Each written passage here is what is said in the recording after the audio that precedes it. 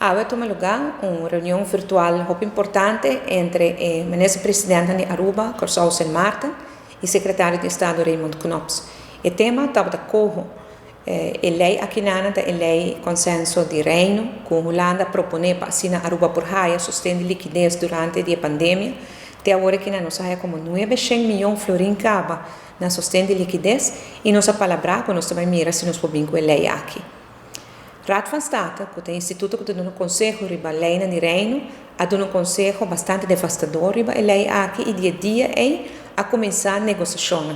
Nós estamos na mesa de negociação com a Holanda, o Sol também está na mesa, San Martin também está na mesa, para assim nós fazemos o câmbio necessário da lei, assim um produto que a Aruba pode aceitar. Agora está uma reunião que vai ter uma boa esfera, claro, a negociação não está duro, não está difícil, não está tema, não é complicado, mas também é uma boa direção, caminho que nós também com a Holanda, para respeitar o Conselho de Raad van State, e Raad van State dá uma Aruba razão.